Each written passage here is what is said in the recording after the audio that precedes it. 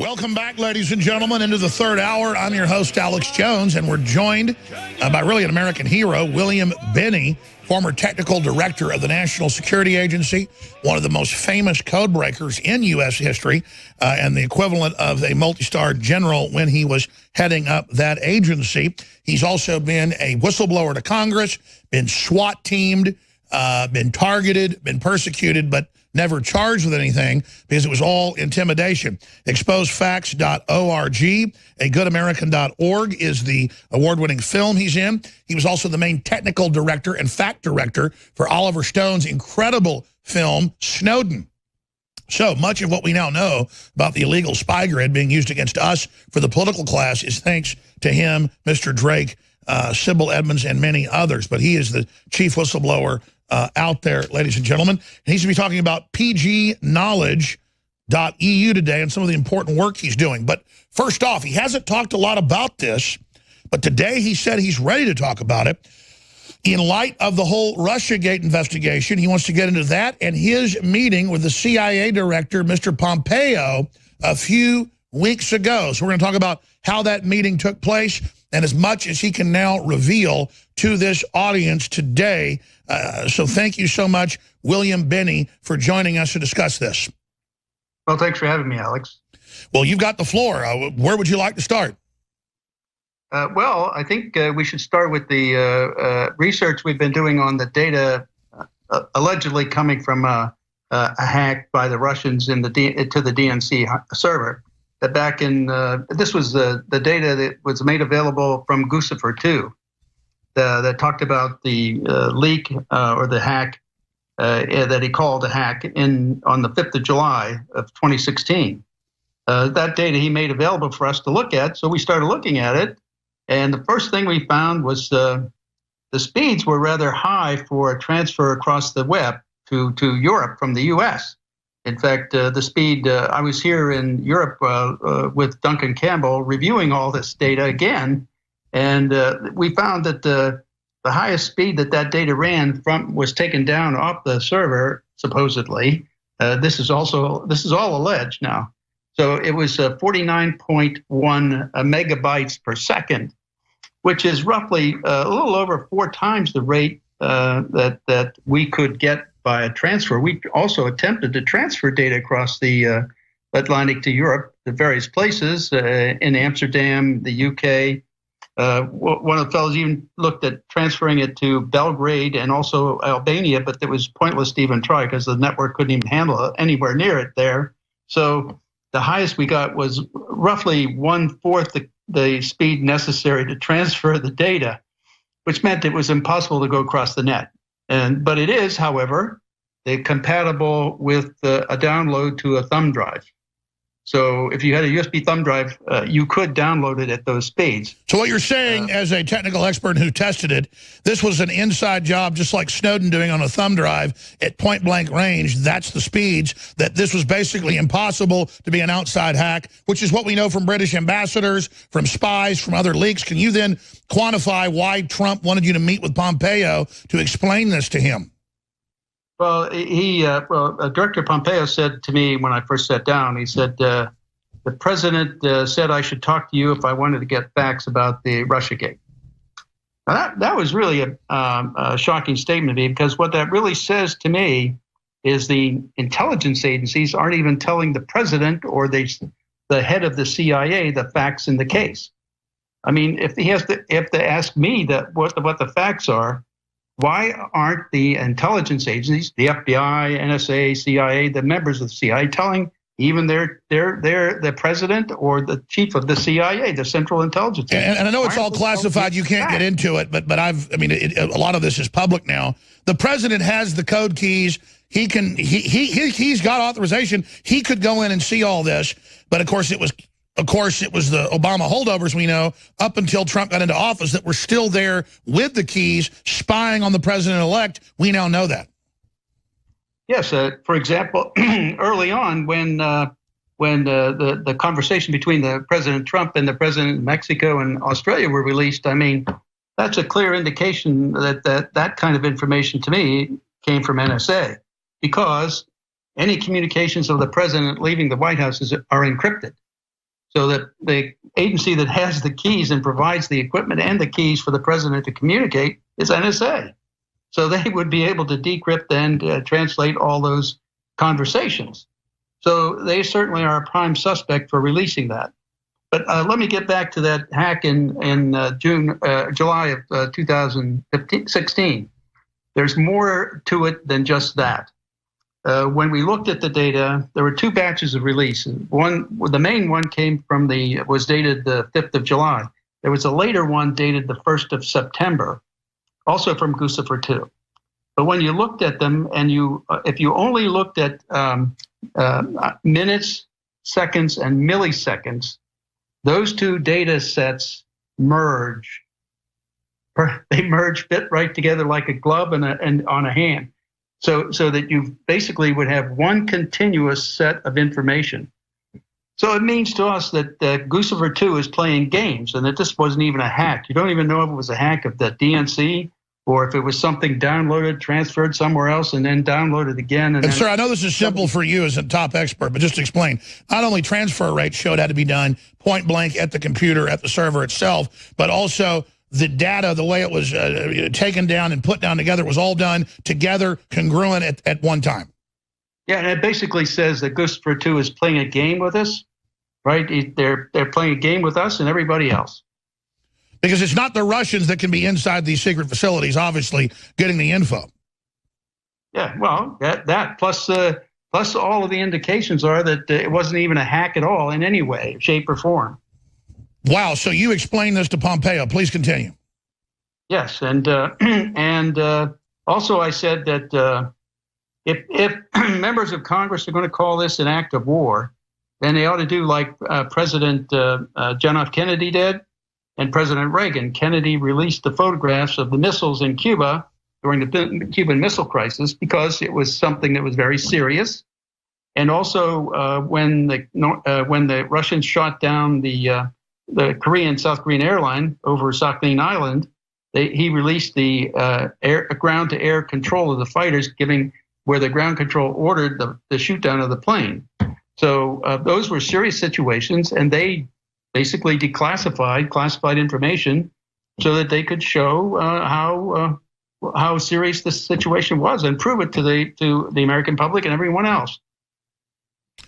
Incredible. Now, I know you're a scientist, a computer scientist, so you just go off the facts, but just big picture, looking at this with William Binney, who's blown all this wide open, the president wanted you to go talk to the head of the CIA. He doesn't even have the keys to the NSA. He can get into all this. They've got him sequestered, but he's getting enough info to know he needs to talk to you, showing, again, the whole Russia thing's made up. It was an inside job of people trying to expose the criminality of Hillary and what was going on. Yeah, there's really no guarantee that even if he asks for all the information about RussiaGate that's held by NSA or the FBI, that they'll even give it to him, because they don't, if they don't want to give away information to anybody, they can keep it and hide it internally. They don't have to share it with anyone. I mean, couldn't the president appoint you as a special investigator, and you've got the clearances to go in there and investigate for him? Well, I don't have the clearances anymore, but the president could get those for you. Yes, he could. Yes, that's true. Would you take that job if the president authorized you to? If he wanted me to do that, I would do that. Yes, absolutely. And that'd be their worst nightmare. I mean, we can't trust the former head of the NSA. Who can we trust? I mean, it's just a bunch of politicos in there with the code keys. Samantha Powers, all of them in there, meeting with the former CIA director and everybody to set up Trump. I mean, these people have committed incredible crimes, in my view. We'll be back with William Binney, a true American hero. There's John Wayne, the actor, then there's the real John Waynes. William Binney's one of those. We'll be right back, folks. Stay with us. Ladies and gentlemen, William Binney, the former head of actual operations of the National Security Agency, the man behind the movie Snowden, the main expert on that, is our guest this segment and next. He is on the road in Europe. He thinks his computer battery will probably last about 45 after or so, but if it cuts out, he'll be gone. This is so huge, okay? He's one of the leading experts in the world. The president wanted him to meet with the CIA director because they're trying to understand what's going on. because this is so complex and the agencies don't tell each other a lot of information. And so here is William Binney looking at the supposed Russian hack, they're saying. They've never proven Guccifer 2.0 was a Russian, but now we know what British ambassadors and others have said they've been told. They've said they've met with the supposed Guccifer and that it was a group of U.S. intelligence operatives and people that were upset about what was happening. I have had high-level contacts confirm that to me back during the election. And I know that people like Eric Prince got information that I had separately had but not released about it, and that Eric Prince knows. So all I'm saying is this is not a secret. This has been in British and German newspapers, but not really in our news. It's a huge scandal. It's the key to understanding RussiaGate and how they're trying to remove our president with zero evidence. They've got NSA transcripts of General Flynn not doing anything wrong, but then an FBI agent who worked for Hillary, who's disgraced, is the one that wrote up the forms claiming what he told them didn't match the NSA spying. So this is huge, huge news and blows the whole Russia narrative wide open. William Binney, please break this down and get into other angles because, again, you're the expert. Well, we're looking at other evidence also, that technical evidence that looks like even earlier claims might be a total sham also. So in other words, it looks like virtually all of this data has been a fabrication that's been created as a diversion, basically, so that we can pay attention. It's like we're playing the Wizard of Oz game. Pay attention. Don't pay any attention to the man behind the curtain. Look at all the side show that's going on. Pay attention over here. Don't look at me. So I just think that this whole thing has been a setup from the beginning. And it's being, right now, the technical evidence is starting to show that and prove that. And we'll be publishing information about that hopefully very soon. Wow. Was your whole meeting with Pompeo, did he say it was off record, or what else can you tell us about this amazing meeting requested by the president? No, he didn't. He didn't say it was off the record or anything. He just said he wanted to talk to me about getting. The president asked him to talk to me about getting facts about RussiaGate. So I just told him everything I knew at the time, and we're getting more and more information that kind of corroborates everything we've been saying about it being a fabrication. We'll be adding that publicly shortly, I hope. So it's a matter of verifying everything we've done. We don't want to say something that we can't actually show and prove. So, wow. Well, I know that you've received classified awards. You can't talk about those, but it's been reported that you've gotten some of the biggest awards in the country you can get. I mean, you were running operations against the Russians, and so you'd be the expert to investigate the Russians. But from your spy chief gravitas, when you say it looks like it's a setup beyond just an inside job, without getting into statecraft and things, as an expert, what are you seeing?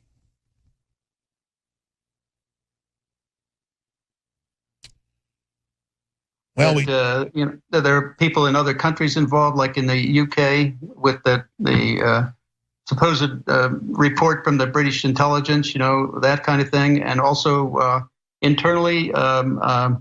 If you believe Cy Hirsch, what he's saying is people in the FBI know exactly who leaked the data, and they're not talking about that.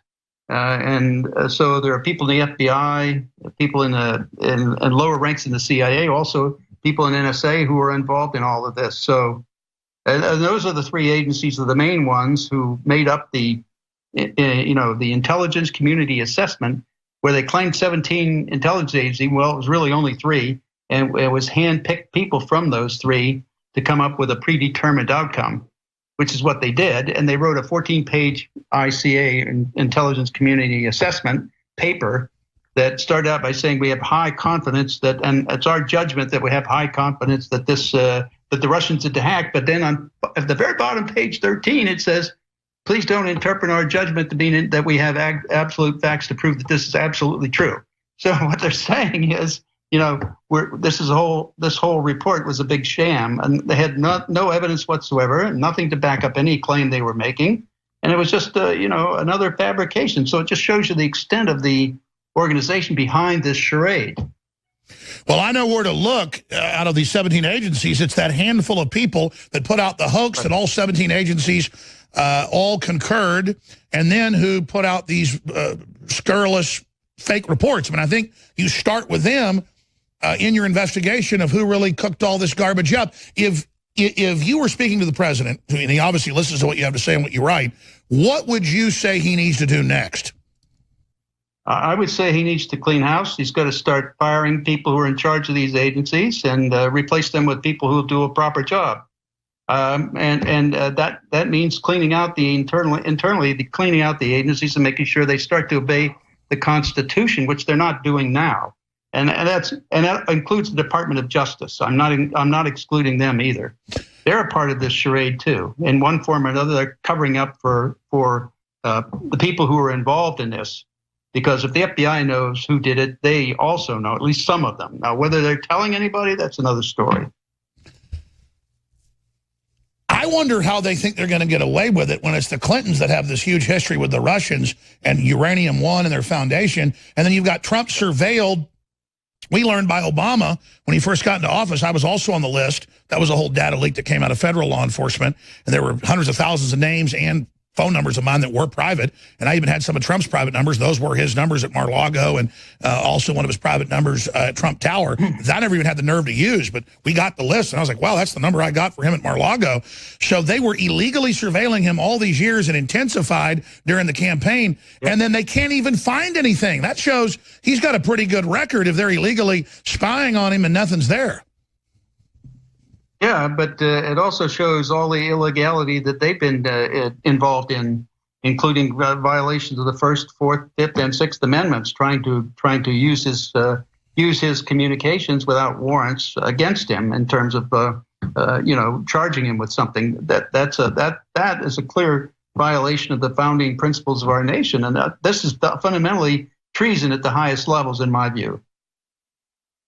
You're right. William Binney's our guest. I think it's fair to say that the house of cards is coming down. I mean, it's coming out. They surveilled him. It's in the Flynn documents. They got caught lying. So what do we do legally now to make sure that they end up getting in trouble before they launch the next part of their fiction, as Ron Paul called it last week, as you called it, a charade, where they're planning to indict the president for obstruction of justice. The word is as early as Christmas. And I reported that Friday. NBC News yesterday said that is the word. They're looking to indict the president. We'll be back with William Binney. Amazing guest we have, like William Binney and Dr. Ron Paul and others. They do have the answers. And I was just on the website pgknowledge.eu and The Good American and a bunch of others. And they've got the documents and the breakdowns of the fraud, that it was an internal deal. There was no Russian hacking. They're just involved in a giant hoax. And they want to basically have it where any surveillance of their illegal activity is supposedly Russian, because they're committing all these crimes. But again, William Binney is our guest. pgknowledge.eu, the film, A Good American. In the 9 minutes we have left, sir, please break down the great work you're doing in Europe. Again, that's so important. The president asked you to meet with the CIA director, and just other key facts that folks should be made aware of. Well, first of all, I would recommend that they take a look at A Good American, the movie. It's only something like $4 to look at Netflix and so on web and you can access it there. It really gives you the background. My career in NSA give you the idea how intelligence works, but also it leads you into understanding how they're doing this mass surveillance and what it means and how it can all be pulled together. And then, of course, it also gives you the idea of how they're violating the Constitution and everybody's rights, even though they don't know it. But they shouldn't go around saying things like, I'm not doing anything wrong, so I have nothing to fear, simply because, they're not really free to have free thoughts and be creative and innovative without having the government watch you. Because if you start doing something that is not compatible with their thinking, they'll come after you, just like they did us. And so they made it impossible fundamentally for us to do the kind of analytic job that we had developed inside NSA and do a similar job outside commercially even with other departments of government. They wouldn't let us do it. They got us fired and contracts terminated. And it was all a series of things they did, first at the NGO and then at the INSCOM, then at Customs and Border Protection, and So everywhere we went, they made sure that we couldn't succeed at that job. So eventually, and then the Department of Justice started coming after us, trying to put us in jail with fabricated evidence, and we stopped all that by telling them that we had exculpatory data and evidence, then that they were doing their effort was malicious prosecution, and then they finally left us alone.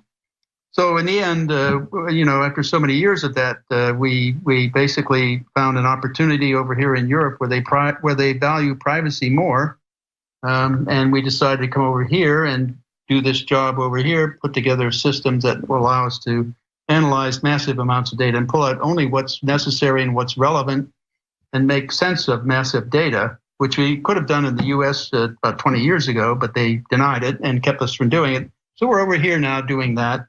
And we're looking at commercial applications, insurance and banking, and all kinds of applications on massive data around Europe.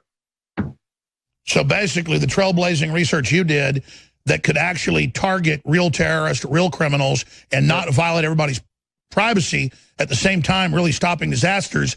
You've run into folks in Europe that are actually looking at allowing you to actually try to build that? Yeah, and they're actually helping us by, they're organizing, and we're forming a company, and they're backing us and financing it. So yeah, absolutely. That's amazing. A good American is amazing. I had to come over here to do it, What's the matter with America? Well, as you warned previously as a whistleblower, and then in interviews and here, and then, of course, the movie Snowden, the political class is making hundreds of billions of dollars off this giant super spy grid that spies on everything, but then it's so massively over-targeted, it then does nothing to actually stop real problems. It violates everybody's rights and then lets the political class use it in political campaigns, not just against Republicans, but the Democrats and the CIA have used it against Dianne Feinstein and others, and it's all admitted they've illegally done it. And it's now this nightmare with a new super class with godlike omnipresent surveillance powers, dragnetting their political opposition. It's just astounding. Yeah, and they're acting like they have no respect for the law, and they're above the law, and nobody's going to do anything about it. I mean, here you have these people lying directly in Congress, and everybody knows it. They got caught at it, and still nothing happens. Now, what is the matter with the Department of Justice? Why aren't they holding these people accountable? I mean, they certainly do that with whistleblowers who are exposing the problems and the crimes. So anybody who exposes something, you step on them, and everybody else who commits them, you give them retroactive immunity. I was about to say, Loretta Lynch, first they lied about the tarmac meeting. Then when it came out, it was totally illegal. He was under criminal investigation by her. The FBI documents have now been released by the FBI. They're trying to find out if it was a cop or whoever to get them fired to cover up the crime. They're admittedly obstructing justice right there. It's just incredible. And then the very Mueller that covered up Uranium One and criminal investigations and red-handed Russian payoffs for our strategic uranium, talk about takeover. He kills the investigation, and now he's the guy trying to indict Trump. Right, and you can also don't forget that Mueller and Comey were two of the main players back in as early as 2001 and 2004 in the Department of Justice and the FBI, who actually were using the Stellar Wind program, the illegally acquired data, against individuals inside the United States for common criminal activity. And of course, then they did the parallel constructions of the DEA and the rest of it. Yep. And then so they were in charge, I guess, later when you got SWAT teamed too, right? I mean, these are monsters. That's right. They're basic criminals. That's all. Gosh. And they know it's criminal what they did, and it's all come out. Wow. Well, I tell you, if we can just get rid of these guys. That's why I'm calling our Department of Justice now our Department of Just Us. Wow. Well, sir, I'm just blown away by your courage and Mr. Drake's courage and all the others and what you've gone through and how they tried to put you guys in prison. That's a whole other story. But then Patriots Inside Justice would leak that you'd been set up. So there is a God, there is justice, but good men and women have to stand up and have to tell the truth. And I hope this whole Clinton, globalist, Bush, establishment swamp face sucker can finally be removed off our face. And I think it says a lot about Trump that he had Pompeo meet with you and that he's the target of these people. I mean, I think it says a lot about Trump that he's doing that. Yeah, I think they're really afraid of him and what he'll be able to achieve. They're also afraid of him because he might see through them, which I think he does, and start to break up their game. That's one of the things they don't want to happen. I mean, the thing that they fear most is sunlight on the activities they've been performing, and they want to keep it. That's why the mainstream media is one of their main targets. So they won't broadcast any other opinions or views other than the ones they want shared. So, I think the basic problem with why they hate Trump so much is because they fear him so much. That's right. And as you've said, now Google, Facebook, Twitter, they're using NSA style tools to spy on liberal, conservative, you name it, outside speech, and then censor us in real time, not just keep you off mainstream news, not just keep me off, but then censor us in real time, not because we're fake news, but because we're researched real news. Yeah, that's right, and you can't have that in a controlled environment. That's also what one of the things I said about the bulk surveillance is that one of the main objectives is population control. Now, also to make that happen, you have to control the narrative that's fed to the larger population of the country, and that takes the mainstream media, and that's basically what's happening. They are in fact controlled by the government, the shadow government, and those who want to control the narrative. And now they admit they want to sew it up in free speech and have authoritarianism. Now that they have their spy grid in place, this is really happening, like history shows it would. Well, you're really a hero. I know you don't want to hear that, but you really are a hero, and you've been vindicated and everything. You're a real class act. William Binney, thank you for your time, and Godspeed. Well, thank you, Alex.